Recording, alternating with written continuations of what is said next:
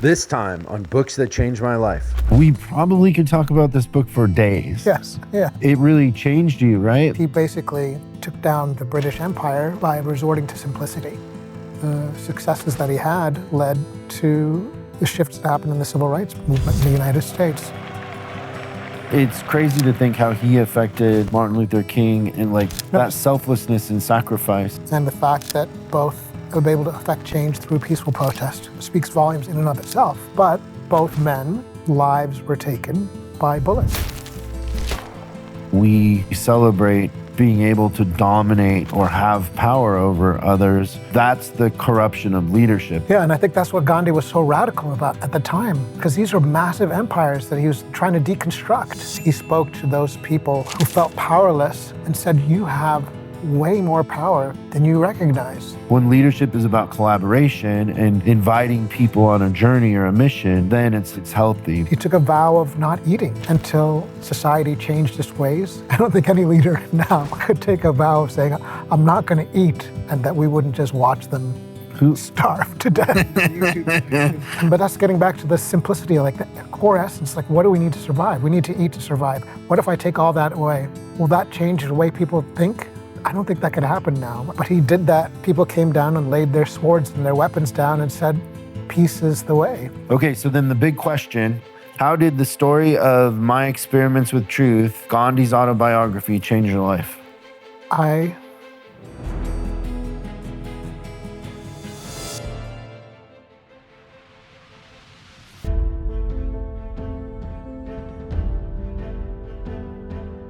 Welcome to the Syndicate X Library, where we love books, especially books that have changed people's lives.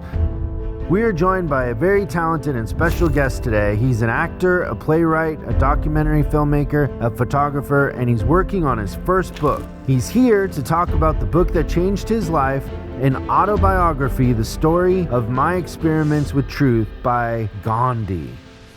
Please welcome Ntare Guma Mbaho Mwine. I'm excited to talk about this book. Yeah. And we have this book, but it's not a book I'd read. Yeah.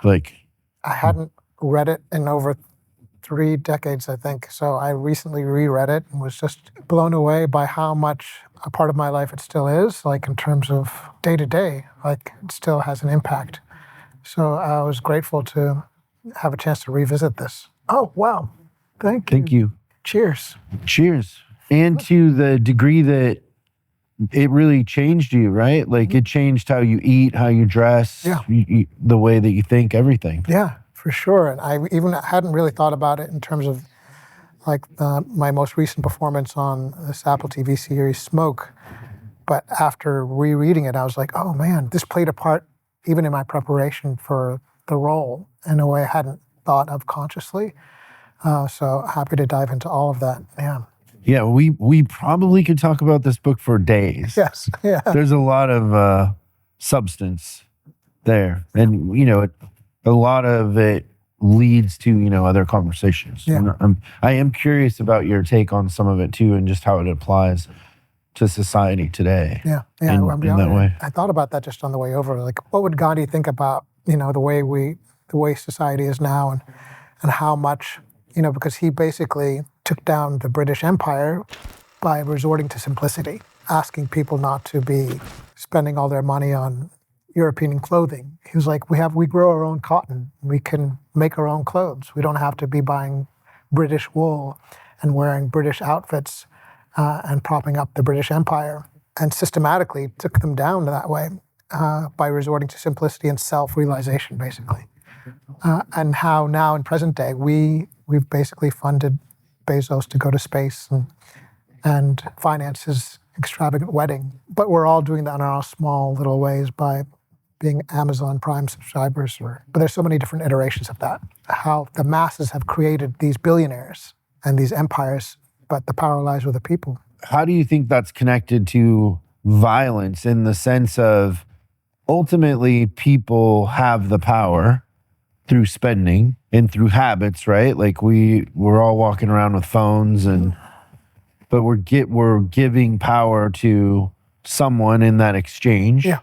And we're losing freedom in that exchange in a sense also. But we don't use that power. And, the thing with Gandhi and nonviolence, in a sense, is it seems like in the frustration of that, or the learned helplessness of that, there's a group of people, and it's always been that way, that resolve it or attempt to resolve it through violence instead of embracing they have the power. They're losing their power by not using it, in a sense. I don't know. What are your thoughts on that? I think that's a great point, because in the case of India, the British were a minority, but they had convinced the masses that they were the rightful people in power, and basically suppressed the masses.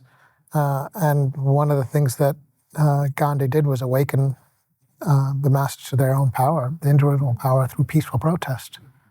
And that by peacefully protesting, you can affect change. You don't necessarily have to resort to violence to be able to affect change. And the successes that he had led to the shifts that happened in the civil rights movement in the United States. Martin Luther King saw that the change that was brought into effect through Gandhi's peaceful protests, that inspired Martin Luther King to do. You went over there, right? Yeah. What are your personal feelings on that? Well, I think if you look at the success, India gained its independence as a result from that peaceful protest, partly inspired by that. I think there's power to the people. It speaks to power to the people. And the fact that Martin Luther King both was able to affect change through peaceful protest was also speaks volumes in and of itself.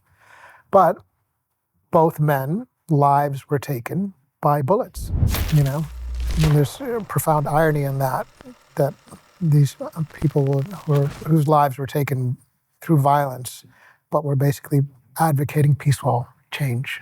How do you see it today, though? Like just the Bezos thing, and that can mean many things, but let's just take, for example, just like Henry Ford and a lot of very powerful, rich people, their wealth was built on a workforce. And there's points in time where that workforce felt like they were undercompensated for the sacrifices they were making, right? And then at the same time, if you have a lot of people looking for jobs, that gives the people that own the companies an advantage. If there weren't people looking for the jobs and unemployment was low, you'd have to pay more in order to get people, right? Yeah. It's the abundance of people needing jobs. And if you think about it, you can make a case on both sides, right? I mean, I don't know how deep of a dive we want to go into this. Let's go. But sometimes it's not just about people needing jobs. I mean, this whole country is built on the back of slaves and exploiting the masses, exploiting people.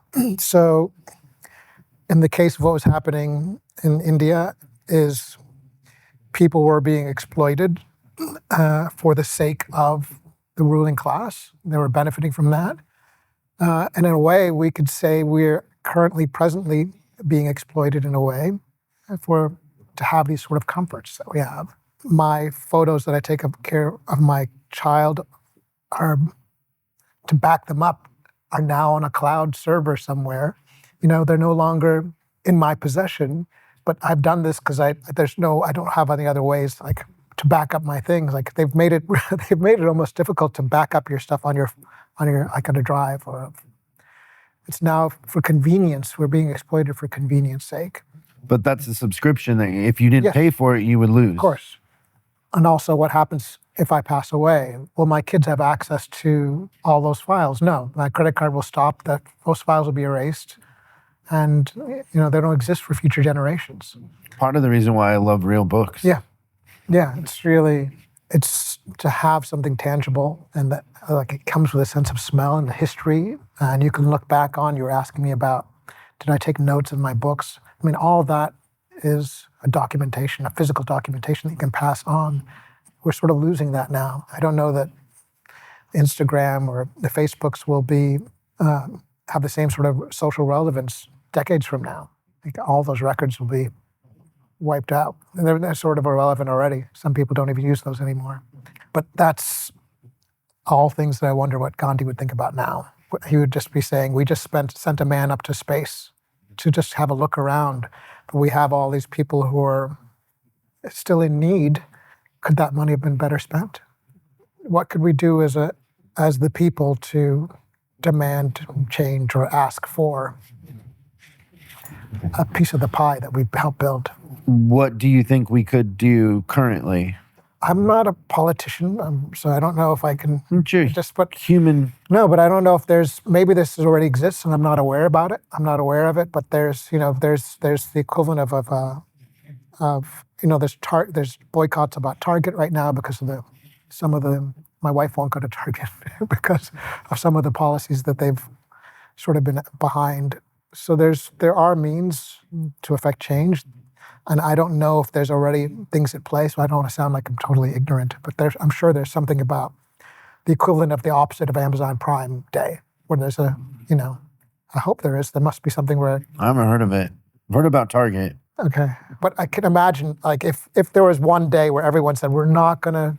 I know Amazon Prime sales were down, but that was more to do with people spending, not boycotting. One and the same. Yeah.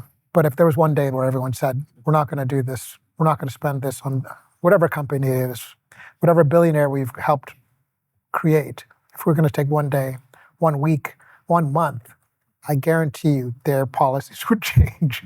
If we all said, we're not going to do anything for this period of time, something would come about. Because we're the bottom line. Yeah, we forget that. No, we have more power than I think we... Yeah. But we, like you said, we give it away. Because it's become so convenient. Yeah. Yeah. And that was the equivalent of Gandhi, like a European suit made of wool being presented in a nice box and display. You get seduced by that and say, oh, why shouldn't I just have that? I would love to have that, forgetting that there's cotton that's grown right in your backyard and you could weave your own fabrics. And so for me, even now, like I've made it a conscious effort to like focus on giving back to African designers, because there's so many great designers on the continent. And this is something by a Lagos-based designer, Obida Culture, that when I was in Nigeria a few months ago, I came to a studio and I was like, oh, I love this stuff. And so now I'm wearing it talking to you. And maybe someone who's watching might say, oh, how can I find a Lagos-based designer?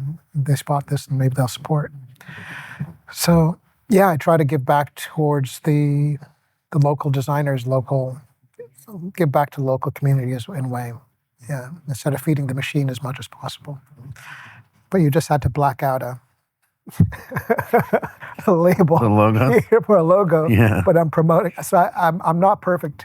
I still have the... It's hard. It's impossible. Yeah. It's impossible.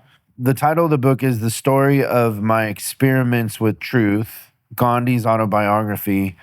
Kind of give me a sense of where you were at in life when this came into the picture. Yeah. I was in grad school at NYU, in the graduate acting program at New York University's Tisch School of the Arts. And those 3 years were some of the most intense sort of introspective, introspective self-discovery, expansion, I think, like really intense focused time. And I think that's when I discovered Gandhi's autobiography. I was working on a play, The Lower Depths, by Maxim Gorky, and I was playing a character named Luca, who's sort of like a spiritual, I guess, center of the play, of the story. And I think for fun, I just started reading Gandhi and came across his book, this autobiography. And I think from that point on, my life transformed in a way. I had not thought about how, like, simplicity, there's power in simplicity. Like, that's one of the core tenets, I guess, of his life, goes counter towards the commercial world that we live in, where the more you have, the better off you are, And is that how you felt before that? Like, I don't think so, not to that extent. How did you feel? What was your perspective before that was really, changed? I think the virtue and simplicity. Simplicity is a virtue, really. I really hadn't thought about boiling things down to the simplest, to the core, the simplest core. Like, what, if you could strip away everything, what's the essence? What's the, ultimate essence of whatever it is that you're dealing with? And if we stripped everything away, it would just be like a single book. Like, if we stripped, it would just be the single element of this book. Or Like, how do you get to the basic core of something? So as a young kid, figuring things out, like if you're going to NYU and you're studying acting, a measurement of success would be to be a famous A-list award-winning actor. Mm-hmm. After reading the book, does the idea of success change? No, it's so funny. At the time, there was in Washington Square Park, there was a comedian, I wish I could remember his name, who hit it really big, but had a drug problem, which he never sort of recovered, never sort of got back on the same footing with. But he would always be in Washington Square Park and telling jokes. And he had like hundreds of people around. A couple times a week he was there, and like hundreds of people would be around. He was telling jokes. I was like, that's it. Like, at this core, this is what this guy has to do. Whether he has critical acclaim or whether he's at the corner, like in Washington Square Park, that's his essence, And for me, I felt like that was just a reminder about that. What is success? And success really was about living up to your potential in some way, whether it's on a grand scale or if you're just talking to a few hundred people. Like, he was living at his pure, he was tapping into his true voice in a way. Are there kind of two simple elements to that? One is the craft and the second is the connection with people? I guess also there's like some people can't handle success too. Like, getting to that point and maintaining it is also another beast in and of itself. Often. And the more you want it, the more you mess it up. I think sustaining something, sustaining successes as anything in any relationships or sustaining, is half the battle. Because you can get there, but maintenance is also a challenge. I was talking to somebody about that the other day about cults. And it's like the thing that usually happens with successful cult leaders is they implode.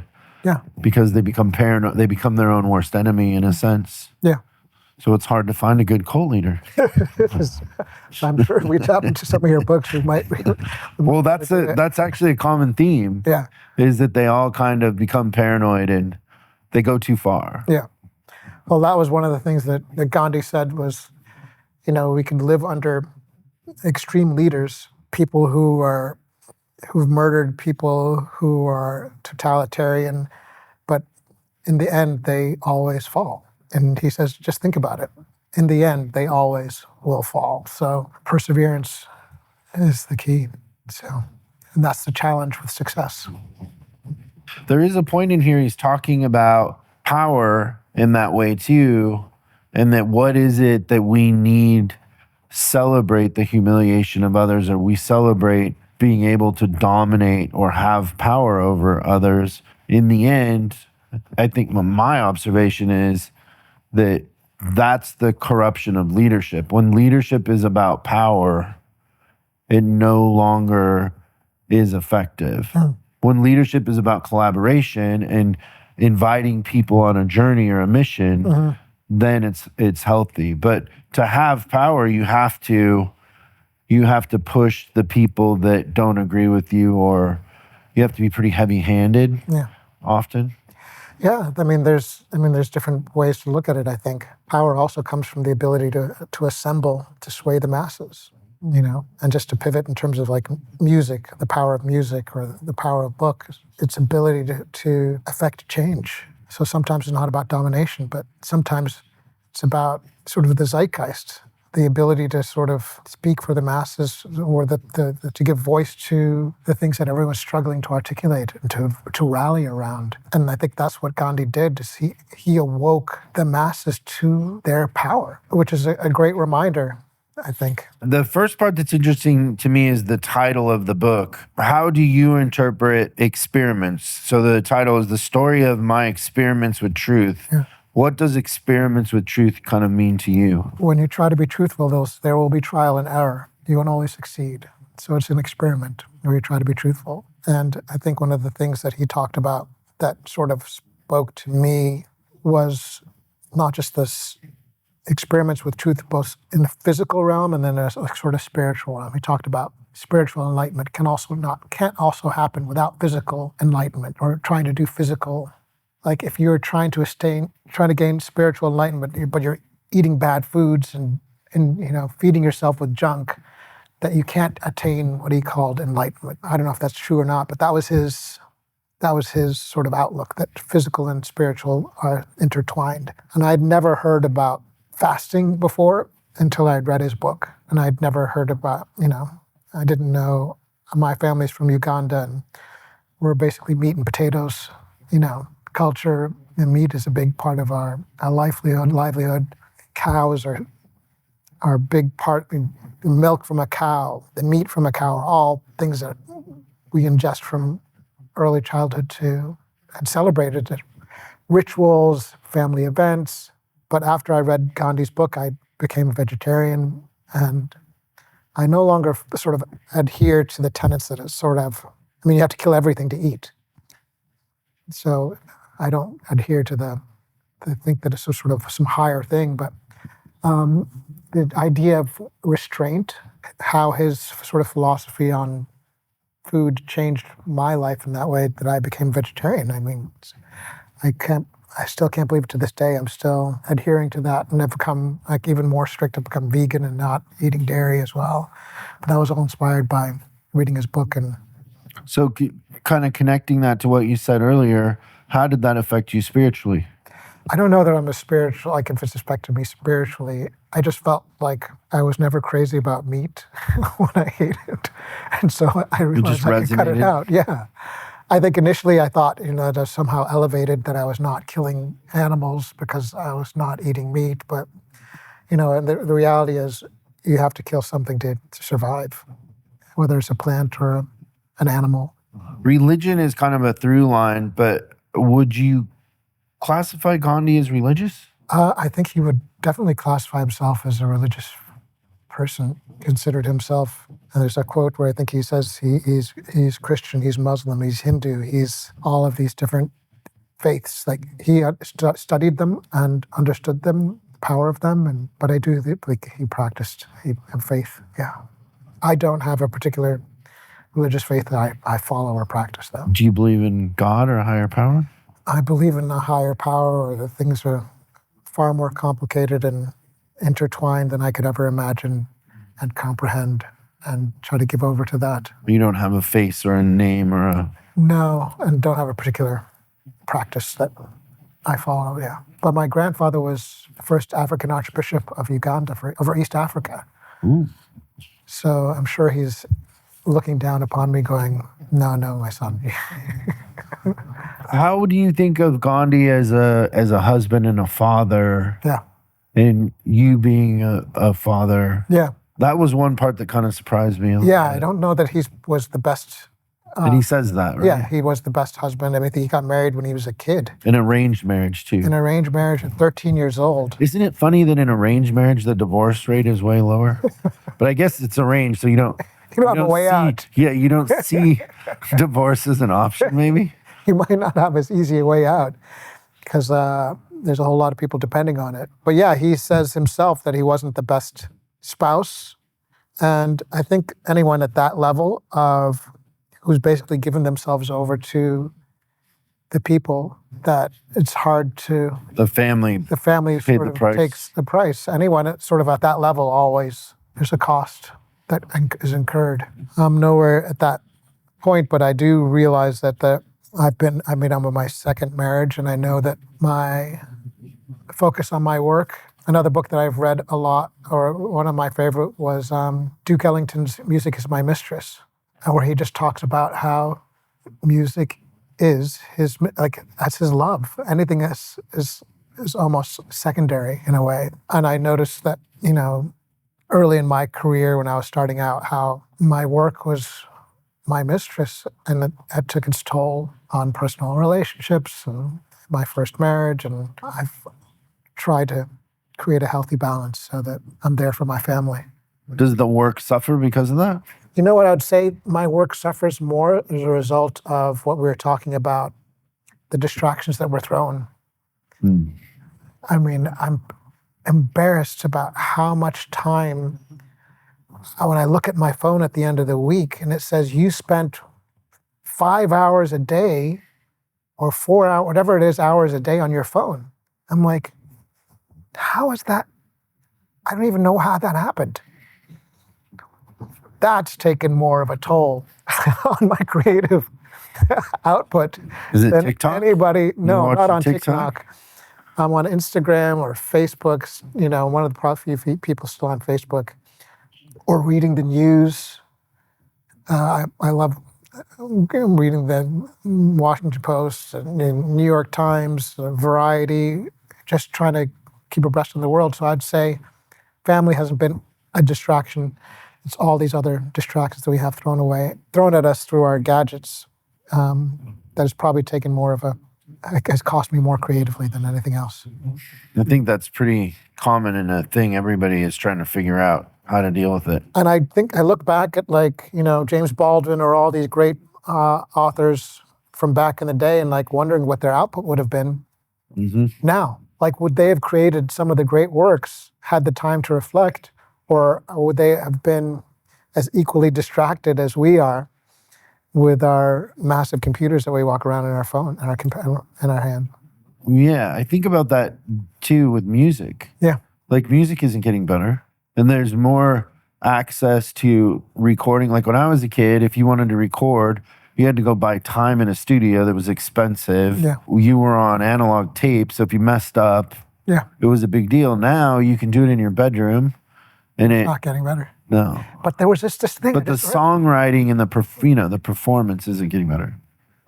And I just read, I think last week or 2 weeks ago, me losing time just reading the headlines, there was some music thing that that was making a huge splash, and they just discovered it was AI. Yeah, I read that. I haven't heard it, but I read it too. Yeah. That it was all AI I generated. really had no interest in listening because it just bums me out. But once you knew that, but that was wild to see that was like the buzz for a little while. But do you think movies? I mean, I don't think movies are better. Yeah. I think everything's very formulaic. Yeah.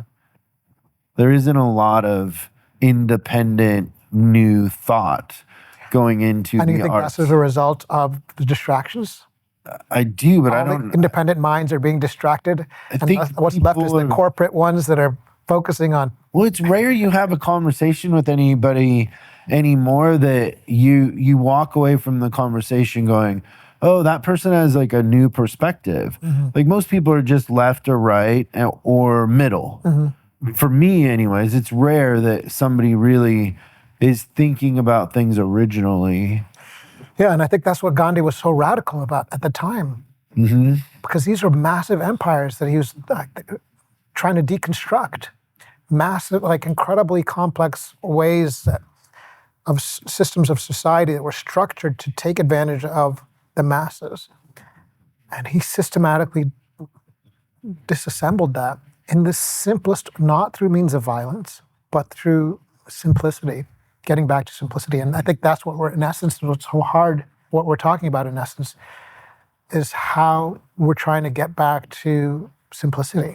So that's the quote I was going to read you to that point too about music is, he says, experience has taught me that silence is part of the spiritual discipline and truth, but I think there's just so much noise. Yeah. I think a lot of healthy ideas come from reflection, and the more noise there is, the more reactive people are in their decisions.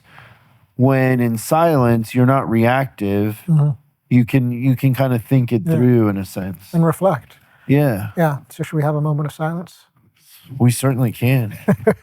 I mean, I think I do a good job of I mean, if you looked at my phone, it would be less than an hour. I'm not That's great. on any of that. I'm Yeah. not on social media That's great. at all. Yeah. Now I have a team that does it, but it's not me. Yeah. That's incredible. I'm still trying to get to that point. And I feel bad.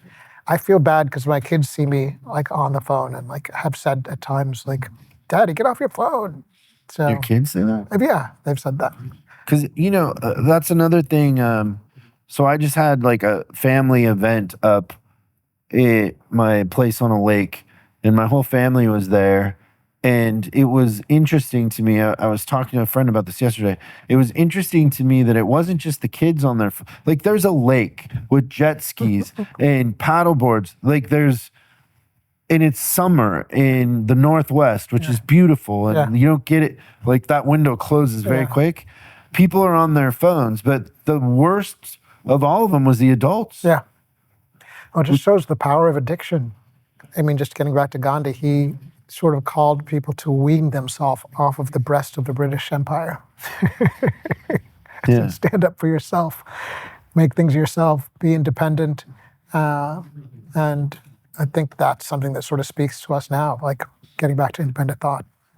And so the other thing, and I'd kind of made a note, and I referenced this earlier, this quote that he has, it says, "It has always been a mystery to me how men can feel themselves honored by the humiliation of their fellow beings." And what I kind of think about that too is like judgment. Like there's this thing in us that if we judge something, we are rewarded with dopamine because it's efficiency, right? It saves energy. So if you can come to a quick conclusion, so if I can say, oh, that person is a 49ers fan and I'm a Seahawks fan, if I get a little dopamine, but I've in the process of judging, you are eliminating them. You eliminate people when you judge them because there's no longer value to their point of view, to their existence in a sense. And it does feel like we are more and more in a judgmental world where it's you're either left or you're right. And if you're left but you don't agree with everything on the left, you're out of the cult. And like the judgment is very, very fast. And just to the idea of canceling people too, it's like, we really are at the heart of it a society that celebrated people making mistakes and then coming back. Like we love the comeback story, but we're kind of losing that too. Do you have any thoughts on that? No, I guess it all was the essence of his identity and how identity is shaped from having otherizing people, and we've become more and more insulated with people who share our similar views. And our YouTube algorithm. Oh, and we're fed that. Yeah. Yeah, we're continually fed things that speak to our specific point of view. So we're not. I mean, I had a conversation with my mom this morning on the way in, and my mom is in that algorithm of the right, Fox News, that sort of thing. Yeah. And plus, like, my mom's a very caring person, but she said, well, they're turning New York communist. And I was like, well, Mom, that's not really the story. You have people, like if you tried to pay rent and buy groceries in New York and you worked at a, job at Trader Joe's or something, a cab driver, you can't, there's a learned helplessness that sets in. People are not voting for these politicians because they want communism. They're voting for these politicians because they want to survive and not struggle. It's a learned helplessness. Yeah. And the flip side of this is if that group of people can't survive and have a healthy wage, they're not going to have kids. Like society starts to die. Yeah. And so no, it's not people going, hey, we want to be socialists, we want to be communists. What they're saying is we want to feel like this is more fair. We, if we're going to work 8-hour or 12-hour days, we should be able to afford rent. Yeah. And so but the algorithm on YouTube isn't going to feed her that. No. It's going to feed her more of the fear. Yeah. And communism is come, and it's like, well, no, that's a judgment, but that isn't really what the story is. Yeah. No, it's so hard because we're part of like this assembly line. It is an assembly line. That keeps us. Well, if I have friends over and they click on my YouTube and then now I'm going to watch videos on how to sow sunflowers for, Yeah. And then it's going to come up a month from now, they'll reintroduce that thing. Yeah. And I'm like, oh, you just ruined my algorithm. Now I got to watch, reggaeton. Yeah.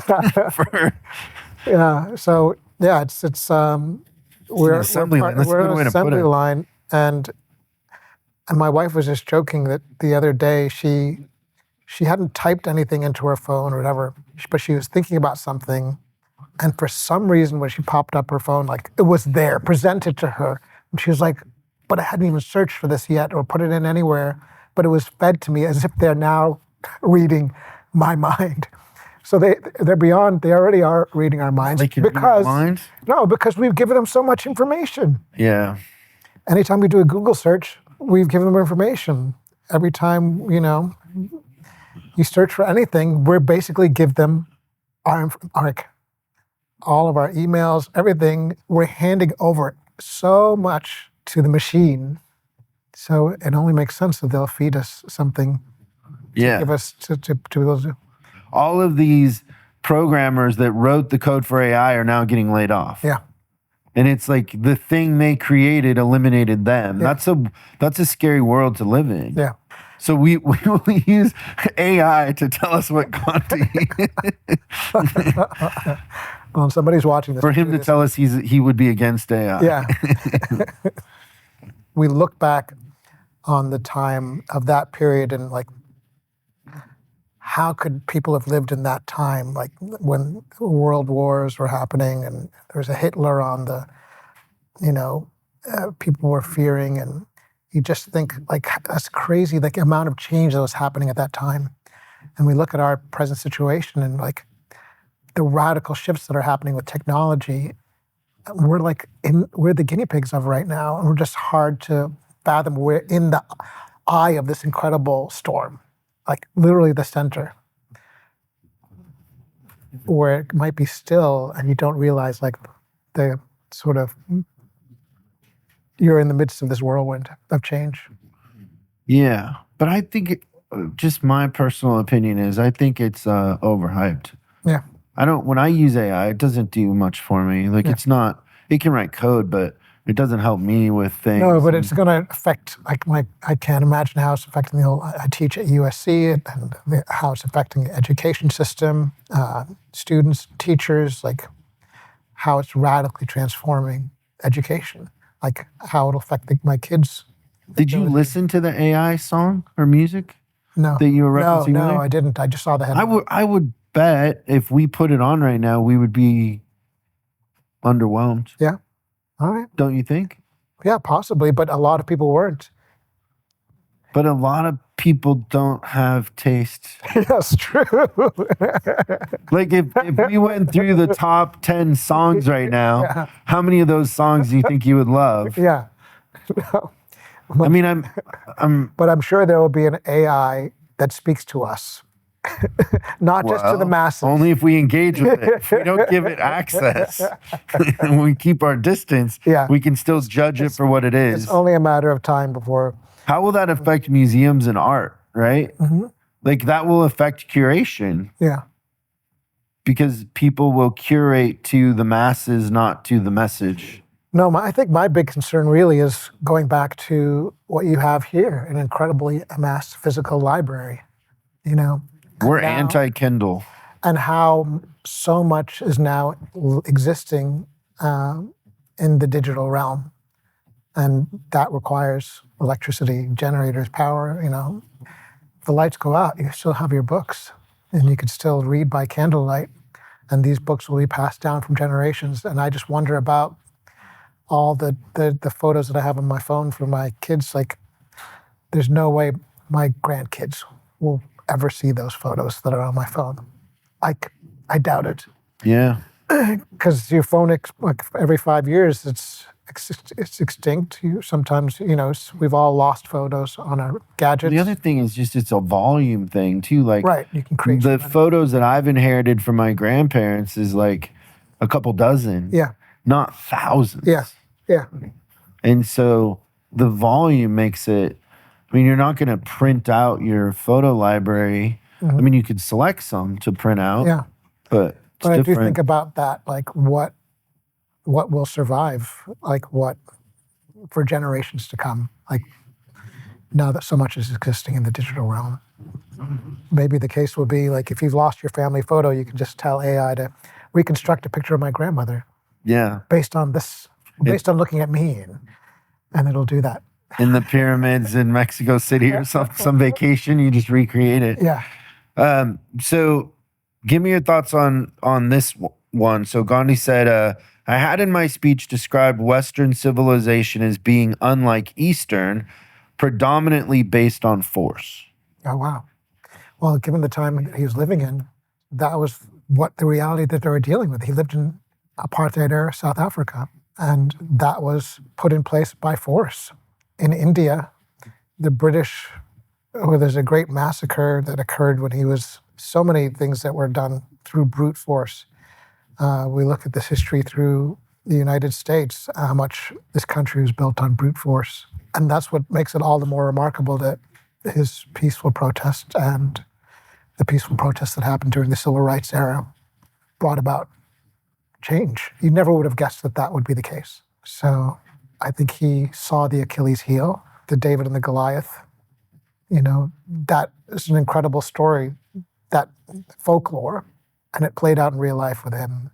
Are there any other differences between Eastern and Western philosophy or approaches that come to mind? There's so many. I'm certainly not an expert in any way, shape, or form to be able to speak to the volume. That's a whole thesis that could be written on that. But yeah, I think one of the things that turned me on to was Leo Tolstoy's book, The Kingdom of God is Within You. And I think that's one of the things about Eastern religion, I think sort of taps into. But yeah, I'm certainly no expert in terms of Eastern versus Western religion to be able to speak. Not religion, just approach. Like for me, one thing with the books that I have here that's interesting is that kind of in an Eastern philosophy, if you have an issue and you know what the solution is, then you have the fix. Mm-hmm. So knowing what the problem is also being able to reverse engineer the fix. Mm. In Western philosophy, having a problem means years in therapy. Yeah. I mean, there's a difference in that way where it's like, no, the problem is the solution. Right. Like, if you had a certain experience that created a certain feeling or whatever, you have the ability to reverse engineer that, or just acknowledging it makes it have less power versus giving it power and putting it on an altar and worshiping it by giving it a name like anxiety and writing a prescription for it. And, you know, it becomes this god in a sense. No, it's feeding the machine rather than putting it to rest, as you say. So this is about institutions. Mm-hmm. And he said, and now after considerable experience with many public institutions which I have managed, it has become my firm conviction that it is not good to run public institutions on permanent funds. A permanent fund carries in itself the seed of the moral fall of the institution. A public institution means an institution conducted with the approval and from the funds of the public. When such an institution ceases to have public support, it forfeits its right to exist. Wow. Wow. So how would that speak to our present day? Comes right through the front door. Yeah. And it just goes back to power. Like, we have all of these elected officials that want to maintain power, and by maintaining power, they want these programs that have all this fluff that aren't actually, like, for example, and back to a point you made earlier, like, probably if you want the world to be a fair place, and I guess by fair, what I think of is like every kid that's born in the U.S., to our best ability, starts at the same line, no matter what their race is, how tall they are, whatever it is, they all kind of have the same starting point, right? In order to do that, you would have to have the schools in Compton be as good as the schools in Brentwood. Yeah. And you would have to have after-school programs, and you would almost have to overfund the schools in the areas where the kids are less privileged, right? So if there was a priority economically, that would be a priority. So that would require paying teachers more, spending more on the school, spending more on programs that interest the kids, because kids that, you know, find the arts or find music or find sports or find engineering, whatever it is that interests them, and then there's a system for them to become, you know, familiar and good at it, it's going to raise their self-esteem, which makes them think the American dream is possible. If we cut the after-school programs and mom's working 2 jobs and dad isn't home, like there's all kinds of, you know, things that have to be addressed. To me, that would be a bigger priority over, I don't know, 80% of the other things we're spending money on. Yeah. But we have things that exist because the other thing that he's not really saying here, but kind of, I guess, is that it becomes an entitlement.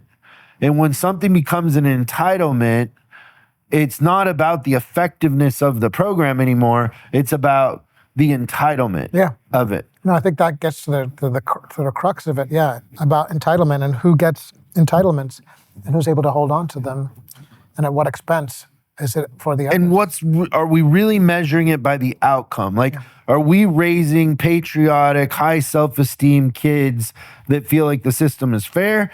Or are half the kids suffering from learned helplessness and they think that there's no chance they could ever achieve anything, so they give up? Yeah.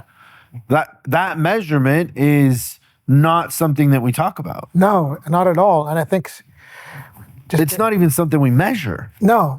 And I think that's what was so remarkable about Gandhi, was that he spoke to those people who were the underrepresented, who felt powerless, who were exploited, who were not given the safety net, and said, you have way more power than you recognize. This is the simple things that you can do to claim that power.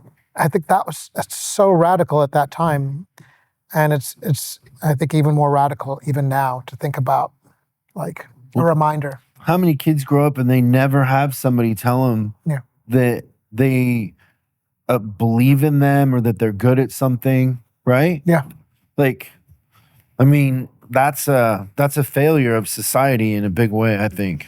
But I think about another person whose book changed my life in a way was Malcolm X, the autobiography of Malcolm X, and how he was a child who was discarded, who saw his parent murdered, whose mother was put in a insane asylum, who became a street hustler, drug dealer, criminal, who went to jail, and then became this voice for the oppressed.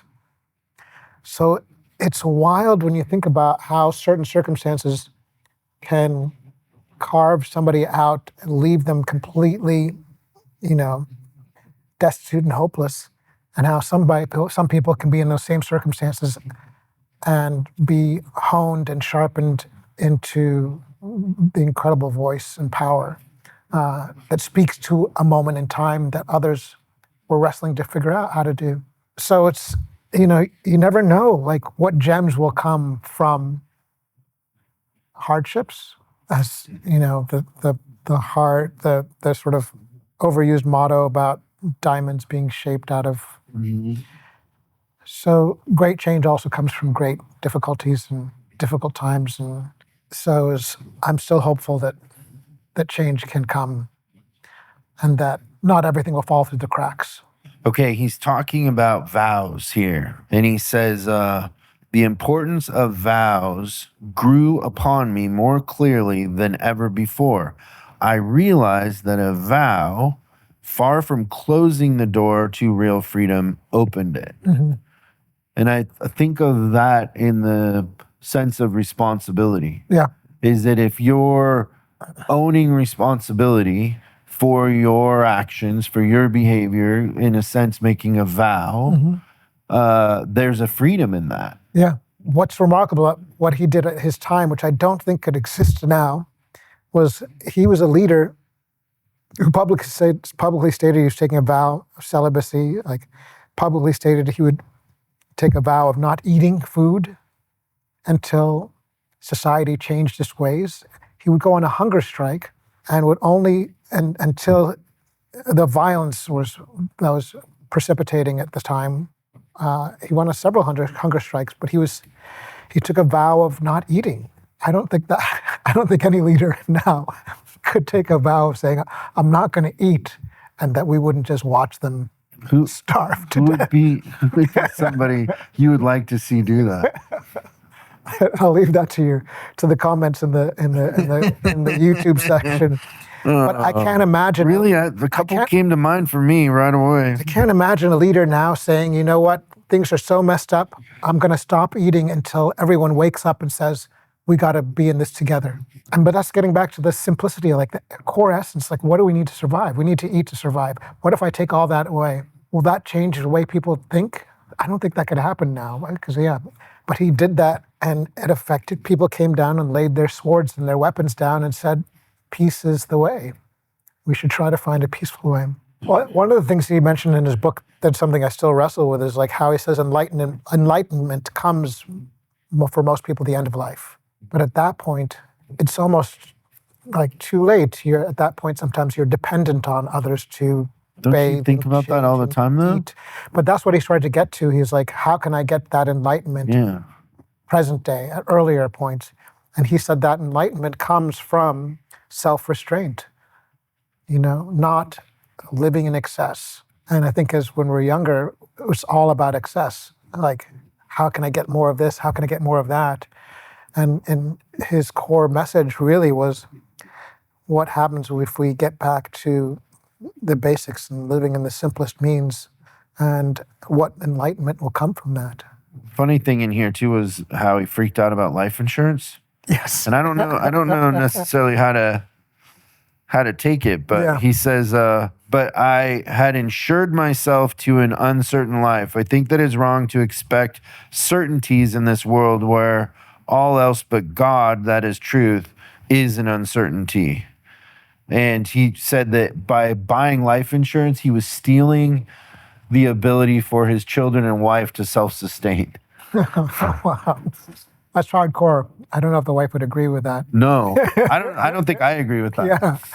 But I think that also came at a point where he had this ashram when he was in South Africa, and there was people there was somebody who had I don't know, it was a European person, a businesswoman, I might be getting this wrong, but who needed investments to sustain their company. And he had this ashram, he had these people who were living in this community with him, and they had given money to him to keep safe rather than putting it in a bank. And he knew that this woman or this person needed an investment. So he asked one of the people living in the ashram if it would be okay to give the money to this person to invest. And he gave $1,000 or whatever the equivalent was to this person, to the investor, and the money was lost. And he had basically taken this other person's life savings, who had believed and trusted in him, and gave it away to somebody who had a business venture that fell flat in his face. And he felt this responsibility because people believed in him, other people wanted to take advantage of him, and he got caught in between. And I think that's where, maybe if I'm wrong, but that's where this sort of life insurance question came up, and he felt susceptible to subscribing to it, but also felt that at the core, self-sustenance was what he felt was the best way to go forward. Yeah, but I think that was the bigger picture in terms of what happened at that point, if I'm recalling correctly. Man and his deed are two distinct things, whereas a good deed should call forth approbation and a wicked deed disapprobation. But basically, he's saying like separating the sin from the sinner. Which is tough. We don't really do that nowadays. It's like a scarlet letter. If you've done anything, I mean, we advertise it that you had to wear this badge. So it's hard for people to let go of that. And I just thinking about it in a present day context where it's one's wrongdoings are overshadowing, or we look for those wrongdoings to take someone out. So I think what he was getting to was we all make mistakes. Yeah, I mean, there's a certain lack of empathy, right? To tried to understand what created the person versus the actions. There's, people are in a sense a story. And if you're just reacting to the thing they're doing in the moment, it's very one-dimensional. Yeah. And we're all that. Yeah, more complicated than we can sometimes handle. So this one's pretty good for our, thoughts on social media. Yeah. And he says, he's talking about the printing press. And he says, the newspaper press is a great power, but just as an unchained torrent of water submerges whole countrysides and devastates crops, even so an uncontrollable pen serves but to destroy. If the control is from without, it proves more poisonous than want of control. It can be profitable only when exercised from within. That's wild. I mean, just thinking about how, things that he said, I don't even remember what year this book was written, how relevant they are, even more so now, because that speaks exactly to the present day dilemma, where it's a torrent, it's an overflow. So very prescient on his part. Yeah, it's crazy to think how he affected Martin Luther King and just that selflessness and sacrifice. Yeah, and just thinking about just my experiments with truth, what is the truth? The continual overflow of information that we're getting, we're now at a point where it's so hard to disseminate what's true and what's not, what's false, what's real and what's not, what's AI generated and what's not. And that's the big challenge going forward. Yeah, what's meant to get us to react versus to get us to understand. Right. Yeah. Okay, so then the big question, how did the story of my experiments with truth, Gandhi's autobiography, change your life? I try to, in moments of difficulty, try to think, what's the simplest form, what's the simplest way to deal with the situation? What's the simplest way? And simplicity is a virtue, I think, is the key thing, the key takeaway for me. And supporting local industries as opposed to feeding the big machine that we sort of get swept into is also a big thing for me. It's changed my outlook in terms of what I put in my body and what I wear on my body has been something that's been affected in profound ways, 30 going on 40 years now. Yeah, so that all changed through his book. What are you working on right now? I am actually trying to write a book as well on a Ugandan photographer, Chibate Aloysius Salongo, whose work spanned from the 1950s up until 2006 when he passed away. I made a documentary film on him. It's titled Memories of Love Returned, and the book will have the same title. I'm in the process of about halfway through putting it together, so hopefully it'll be done before the end of the year. I also had the good fortune to, as an actor, to be on the new Apple TV series Smoke, which is currently streaming on Apple TV, and on Dexter Resurrection, which is currently streaming on Paramount Plus. Is there a process that you've kind of fallen into for writing the book? Do you spend so much time every day doing it, or? I haven't spent as much time as I needed to the last few months because I've been filming on production. I haven't had the time to focus as much, but I have a window right now that I'm going to be spending several hours a day just tuning in on just trying to put that together and get that out. That's the first and foremost thing on my mind right now. Well, when you finish it, we'd love to have it in the library. That would be great. I would have to bring a signed copy for you to include in the library. That would be amazing and really fun. Yeah. Other books that you love or that have influenced you, what are your... The ones that I've already mentioned today so far, Music is My Mistress by Duke Ellington, Autobiography of Malcolm X, Leo Tolstoy's The Kingdom of God is Within You. I'm currently reading all of, on another extreme is Dennis Lehane's novels. I'm trying to pour through all of them.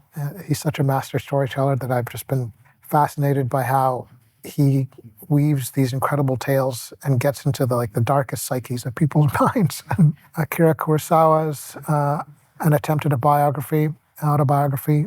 I like to read a lot of filmmakers' writings because I love telling stories through the visual lens. So it's always great to hear some of those. Their windows into the world. Yeah, and I've gotten into audiobooks, which is I don't know if you do audiobooks, but that's been my window into being able to get through a lot. Are you an audiobook guy or no? I am. I would say half of the time though, I don't like the person reading it. But if I connect with the person reading it, it's a great experience. Yeah. So that's been my... I like how some people are doing a production of an audiobook now too. Yeah. It's become a big thing now. So thanks to technology for making that possible, as much as we were bashing it. Oh yeah, it's all a contradiction. It is, totally. I'm sitting here looking at my phone right now. What are your top 5 movies? Oh, wow. That's a great question. I have a 6 and an 8-year-old. So I feel like my mind has been, washed of anything besides kids' movies. Some of those kids' movies, though, they have great storytelling. Oh, yeah. Toy Story was like, that was a movie that came out a while ago that I watched with my kids, and they were just blown away, like the original Toy Story. So I feel like I'm drawing a blank right now in terms of, On Becoming a Guinea Fowl. That was a film that came out this year that I think was my favorite film of the year. I was blown away by that film. So yeah, that's my number one film of the year, On Becoming a Guinea Fowl. It's good. Yeah. Thank you.